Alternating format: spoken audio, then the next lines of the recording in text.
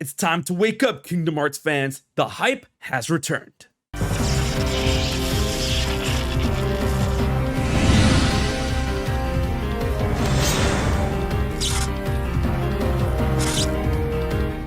What's good, everybody? HMK here once again, and Game Informer with the Clutch has literally dropped a beefy, and I mean beefy, interview with Tetsuya Nomura when it comes to Kingdom Hearts 20th anniversary, Kingdom Hearts 4, and more. There's a lot to cover here, and I'm gonna break down the intricate parts in other videos for your viewing pleasure.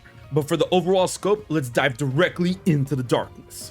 In the beginning and throughout the interview, Nomura reminiscence on the 20 years of Kingdom Hearts and the legacy it's leaving behind, saying while the story is obviously continuing and evolving, the central theme to Kingdom Hearts is obviously the heart, and that he wants to tell the story of the heart in different ways in the years to come. He also explains why he's so into cliffhanger finales when it comes to each of his games, and the fact that he was surprised that so many people liked the cast from Birth by Sleep and 358 Days Over 2, stating while the main focus of the story for Kingdom Hearts 4 is Sora's disappearance, he understands the demand of characters continuing their stories like Roxas, Xion, and Axel, along with Terra, Ventus, and Aqua. So while he's unsure about featuring them in Kingdom Hearts 4 specifically, if possible, he would love the opportunity to include them in more games and explore their stories even more in future opportunities. Nomura also comments on a segment of Sora coming to Super Smash Bros. Ultimate, but I'm gonna save that for a future video. Now, when reminiscing on the impact left behind by Xehanort as a character and villain, Nomura talks a little bit more about the Lost Master arc and the villains that we're going to be facing this time around, stating in regards to the Lost Master arc, we're going to be delving into a new enemy figure, and that's a little odd to me as we're dealing with a singular, not a plural, in which Nomura states that the new enemy has a lot to do with the masked characters that appear at the end of Kingdom Hearts 3, which of course are Envy, Aced, Ira, and Gula. I mean, Ava didn't show up there, but I want to assume that she's part of the pack. That they're going to be obstacles that stand in front of Sora. Notice that he doesn't reference them as enemies or villains, simply as obstacles that are tied to the new enemy. You would think if you put one and one together, it would be the Master of Masters, but I feel that there's something here that we're missing that could lead to another new enemy, possibly the biggest and baddest of the deadly willful darknesses. Nomura states that we already seen them in Kingdom Hearts 2.8 and what kind of characters they are, so they'll be reintroduced within Kingdom Hearts 4. And obviously, there will be new characters as well, but he's not going to go into detail about it in this interview.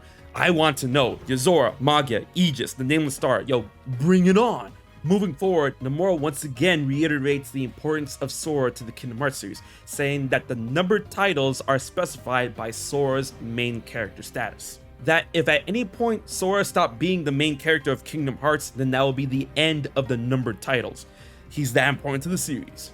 When talking about the Disney aspects for Kingdom Hearts 4, Nomura confirms that we're definitely going to see a few Disney worlds in Kingdom Hearts 4, and that with the graphical fidelity of the systems and consoles constantly increasing with each game, it kind of bottlenecks and limits the number of worlds that they can create in a sense in terms of how they can represent each world. Basically confirming that there will be Disney worlds in Kingdom Hearts 4, but the approach is going to be a bit different and the number of worlds could be a bit smaller, and I'm honestly good with that if the worlds are huge. And apparently he's aware about people worrying about the Disney aspect in Kingdom Hearts 4, but he says don't worry, as soon as you play the game you might feel that it's slightly different, but you'll be relieved to know that it's definitely a Kingdom Hearts title.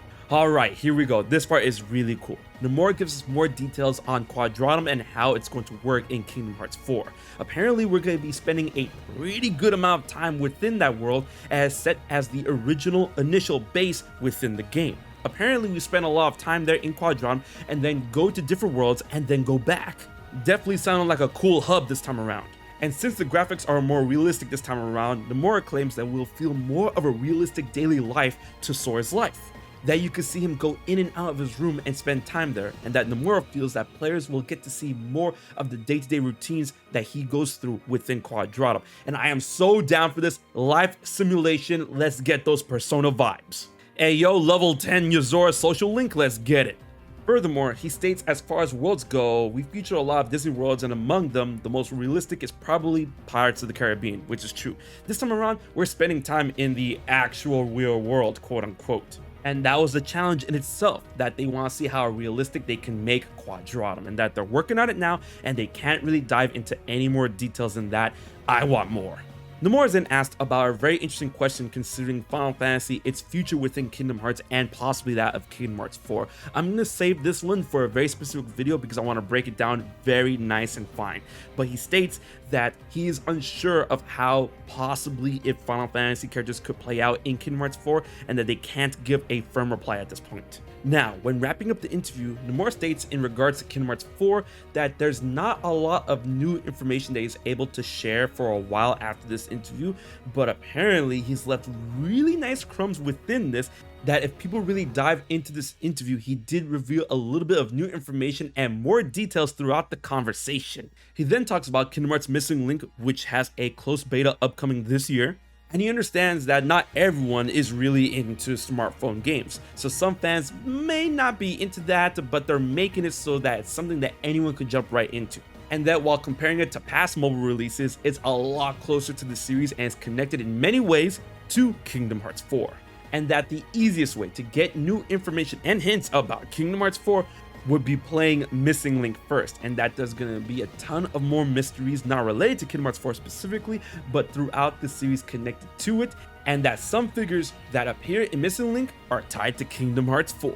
Now, this type of information gets me extremely hyped for the future of Kingdom Hearts considering Kingdom Hearts 4 and Missing Link.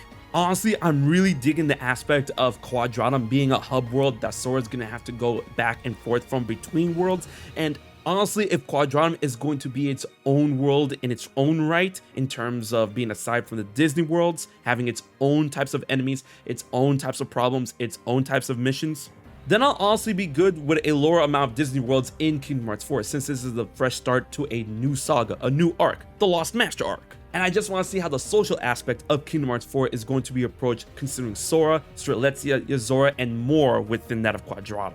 But in that case in point, I just wonder how long it's going to take in order to reintroduce Yozora in any type of media, trailers, or anything like that for Kingdom Hearts 4. All in all, I love this interview, and I'm actually quite shocked that Game Informer literally dropped it out of nowhere, and I can't wait to pick it apart piece by piece in future videos. But I want to know what you guys think about this interview and what you're looking forward to the most when it comes to the future of Kingdom Hearts Missing Link and Kingdom Hearts 4. What was your favorite part? Leave your thoughts and theories in the comment section below, and be sure to like, share, and most importantly subscribe to HMK for more Kingdom Hearts videos every week. And big thanks to my Patreon supporters for making this video happen. If you want to support HMK for just $1 a month, I'm going to leave my information in the description box below, and be sure to grab some merch over at my shop at Fourth Wall. Alright guys, I've got some work to do, so until the next video, this has been HMK, and I'll check you guys later. So you haven't subscribed to HMK yet? Don't piss Xemnas off.